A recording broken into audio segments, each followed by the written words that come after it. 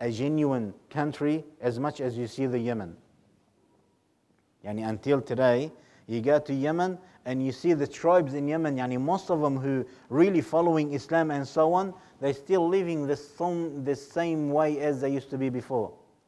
And they have, mashallah, a lot of scholars and so on. Anyway, so what happened? They embraced Islam. Then the Nabi alayhi salatu wasalam, what he did, he sent to him Mu'adh radiallahu an, okay, and he sent Ali ibn Abi Talib radiallahu an, and he said Abdullah bin Mas'ud to teach him and so on. And we know the stories when Nabi sallallahu alayhi wasallam was sending, okay, his messengers, what he used to ask him, he said, you are coming to people of the book, yani people with knowledge.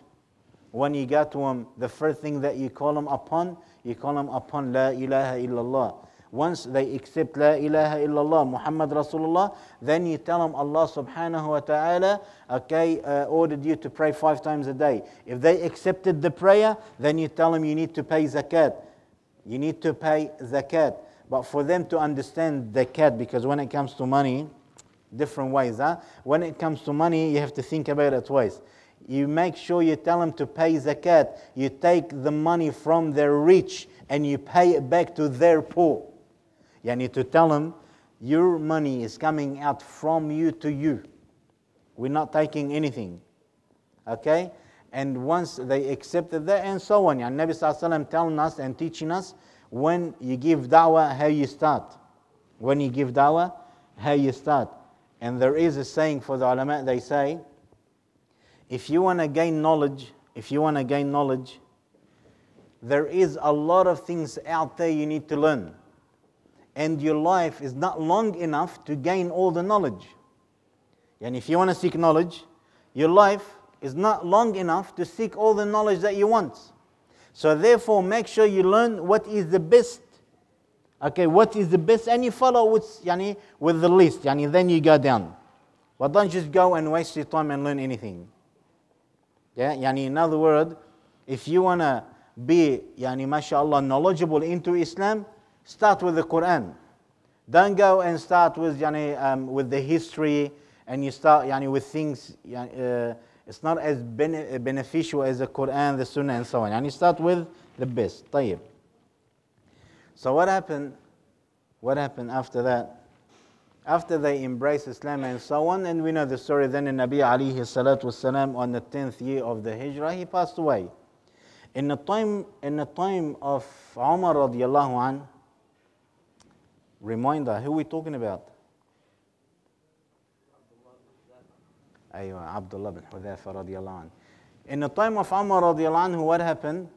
Umar, he sent an army to fight the Roman. And Abdullah ibn Hudhafah radiallahu anhu was the leader of this army. He was the leader of the army. So when they were fighting the Roman, not even once that the Islamic battles, okay, they were better in numbers. Not even once they were better in numbers, except in Ma'rakat Hunayn. Only in Hunayn, the Muslims were bigger in numbers. Apart from that, not even one other battle that the Muslims were bigger in numbers. So what happened? Abdullah bin Hudhafah radiallahu anhu, he was walking with about 20,000 of the Muslims, 20,000. Qaisar, the king of Rome, he sent only a small army, 120,000. Heck, who's coming? 20,000 of the Arab. Let's send them someone, heck, to give him a slap on the face. Send them 120,000. When you send 120,000 to fight 20,000, what would you be doing? If you were the king and you send 120 people to fight 20 people. No guns or nuclear, it's swords. One on one. What would you be thinking about? Okay, 120 people fighting 20 people. What happened? When these 120,000 that were fighting the 20,000, they're getting tortured. They were getting killed. Qaisar, he was thinking that, yalla, bismillah, it's only one day, get rid of him, and we see what happened next day. They were killing the Roman. And every time they come back to Qaisar waiting for them to come and say, Yallah, we finished them. They come back and they go, we need more. Need more what? Soldiers. What happened to the 120,000 I've sent? Most of the army got killed. How many got killed from the other side? If you tell me most of the army got killed, but the 20,000, just say like a 3/4 died from them, not a problem. Only 600 got killed from the other side. Almost 100,000 of the Roman got killed, and only 600 of the Muslims got killed. He got crazy. Then he sent more people, until he reached almost 600,000. Then what he did, they made a trick, to catch only one of these soldiers alive. They couldn't catch anyone alive. He said, all what I want from you is just to catch one alive. Just catch me one alive. What happened? They came and they tricked Abdullah radiallahu anhu and they captured him. And when the leader fall, what happened? Until they choose another leader, they have a little bit of corruption in the army and so on. Because Abdullah was captured by the Roman, what happened? The army, they didn't know what to do. So one group of the Muslims that were trying to run away, not to run away from the battle, just to run away from the trip, or from the trap, so they can go around. But the Roman, they were in big, massive number, and they got them all. And there were 300 of them. 300. طيب. He didn't know, Qaisar, he didn't know that Abdullah ibn Hudhafah radiallahu anhu was a Sahabi. He didn't know. All what he knew, that he was one of the Muslims. So when they got 300, Qaisar came and he wanted to see why these people, they're undefeated. He started talking to them in a way, to see if they're human. He found out they're human. They eat and drink like everyone else. Then one guy, he said, there is one between them. I think he is the leader. Then Qaisar, he asked why. He said, because he was at the front and he was encouraging them. So whenever we fight him, he used to call out and scream some words, we don't know what it is. Encourage the army to fight. He goes, bring me that man. Bring me that man. Then Abdullah came along. And of course, Sahaba, they never lies. He asked him, he goes, what do you know about this man, Muhammad? He said, he's a messenger of Allah. He said, do you know someone who've seen him? He said, yes. He goes, who've seen him? He said, a lot of people. The Nabi, when he died, he had 120,000. Coincidence, huh? 120,000 Sahabi when the Nabi died. He said, a lot of people. He goes, are you one of them? He said, I'm one of them. Oh. Now he got one who met this man, Muhammad ﷺ. He thought, now, if I can convince this person to leave the religion of Muhammad ﷺ, that means I will be destroying the whole army. I will kill, the whole army, beliefs and faith, just by getting that person. So what he did, he came to Abdullah and he said, Ya Abdullah, how about if I give you my daughter to marry? Princess, I'll give you my daughter to marry and half of my kingdom under one condition. One, what is the condition? Leave the religion of Muhammad and be a Christian. Sure.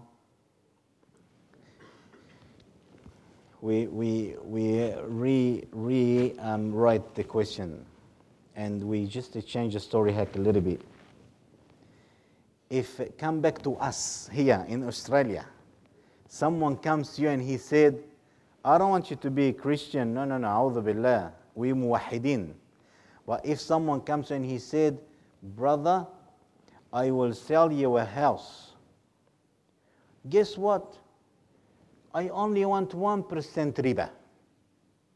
Not 6-7%, only 1% riba.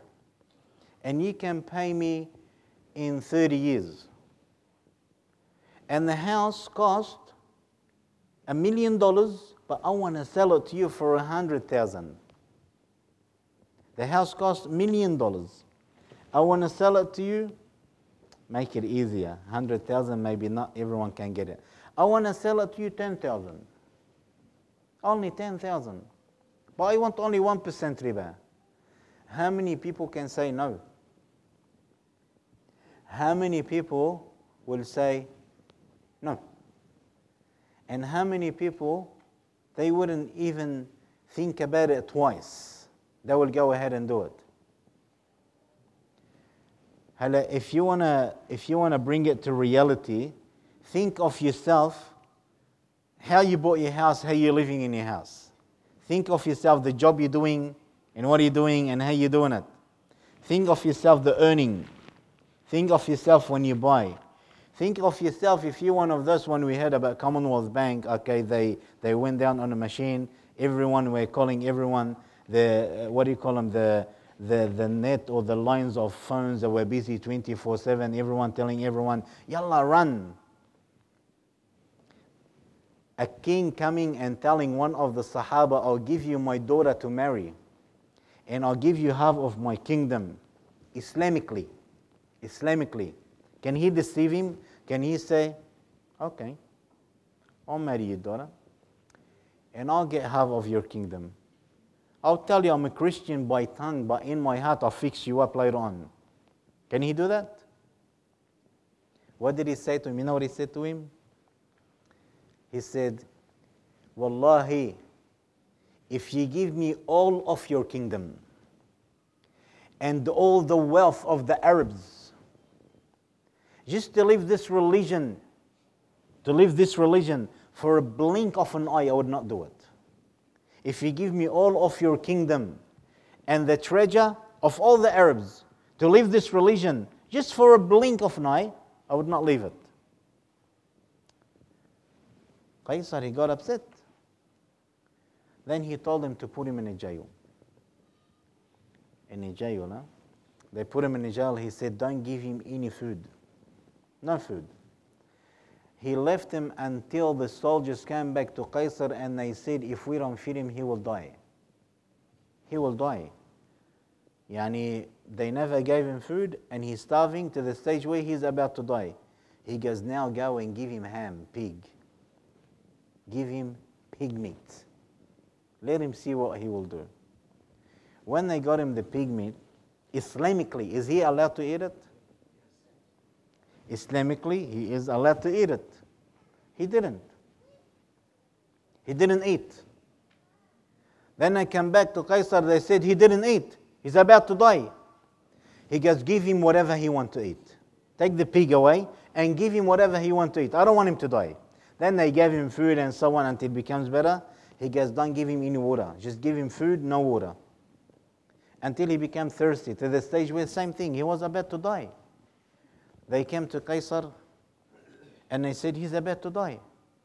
He goes, give him alcohol, wine. Is he allowed to drink wine? In that stage he can, he's allowed. And when they put the wine in front of him, he didn't drink. They came back and they said, he's not drinking.